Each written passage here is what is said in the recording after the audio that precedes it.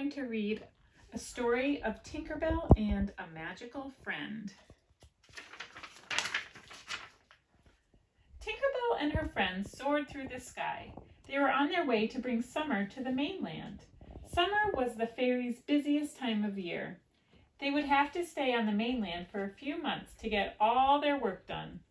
Tinkerbell's friend Terence, a dust keeper, flew up next to her on a white dove. "Hey, Tink," he said, "ready for your first summer on the mainland?" "Absolutely," Tink exclaimed. She had never been so excited.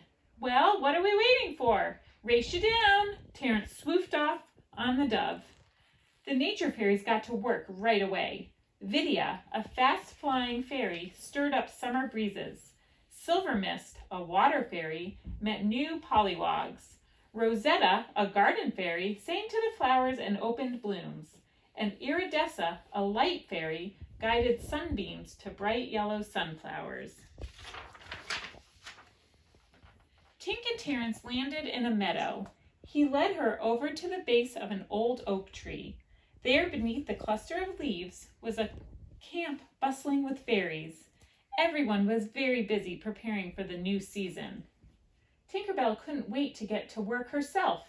At the moment, though, there was nothing to fix. Everything seemed to be working. "You'll find something to fix," Terence reassured her. Tink knew he was right. While she waited, she decided to go back for some lost things. But before she could leave camp, Vidya flew onto her path. "Hold on, little Miss Spare Parts," Vidya said. "You're not going near the human house, are you?" Tink's eyes grew wide. "There's a human house?"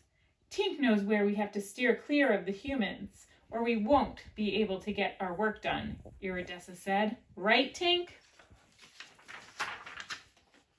Suddenly, a loud noise echoed through the camp, startling the fairies. Fawn, an animal talent, splattered paint on the wing of a butterfly she'd been decorating. "Oh!" she cried as it fluttered away. The other fairies quickly hid under leaves. One fairy, however, was curious about the noise. Tinkerbell flew high above the oak tree and spotted a car driving down a long, winding road. She chased after the car. She had to get a closer look. "Tinkerbell!" Vidya called out, but Tink was already gone. Vidya had no choice but to follow. The two fairies followed the car to a house in the country. A little girl named Lizzie got out with her father, Dr. Griffiths, and their cat, Mr. Twitches. "Thank goodness we're here, Father," Lizzie said. "Look at the creek and the woods and the meadow. I wish it was summer all year long." When the humans gone inside, Tinkerbell flew up to the car for a closer look.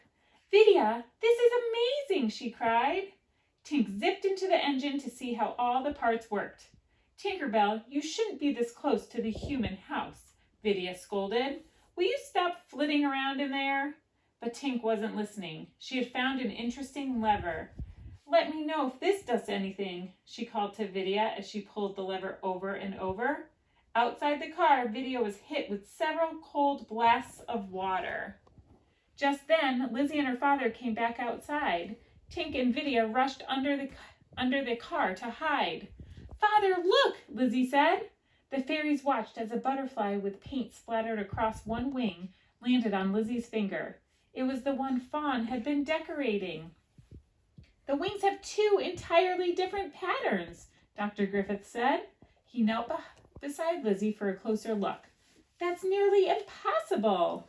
"Well, I guess that's just the way the fairies decided to paint it," Lizzie said with a smile.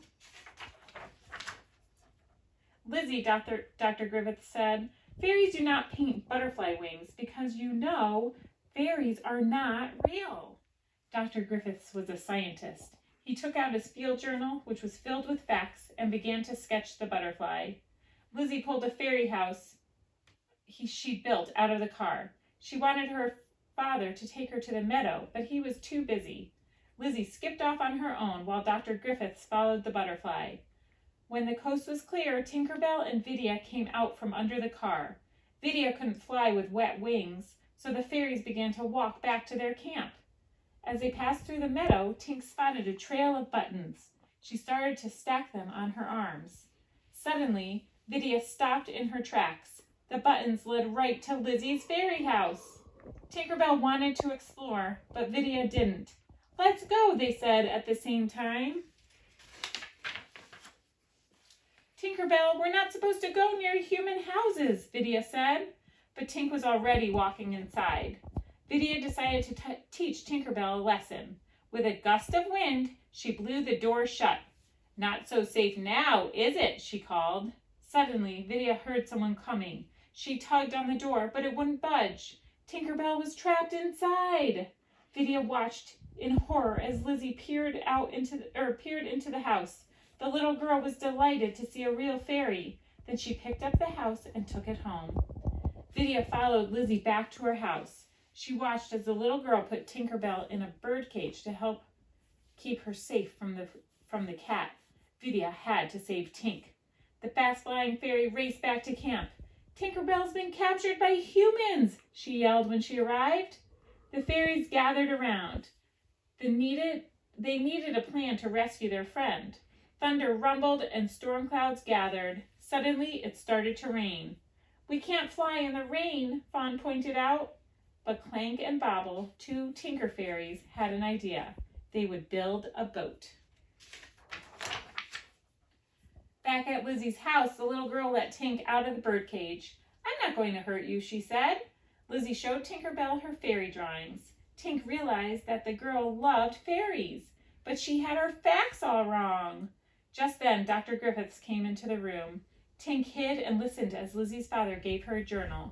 He wanted her to use it for scientific research. When Dr. Griffiths left, Lizzie asked Tinkerbell to help her fill the journal with facts about fairies. Tink couldn't fly back to camp because of the rain, so she agreed to help the little girl. Meanwhile, Tinkerbell's friends had finished building their boat. They set off down a flooded path through the meadow. The wind and rain made the trip dangerous. The fairies raced all along the rapids and were soon headed for a waterfall. Thinking quickly, Silvermist dipped her fingers in the water. She made the water level rise up so it dropped over the falls and it wouldn't be so steep.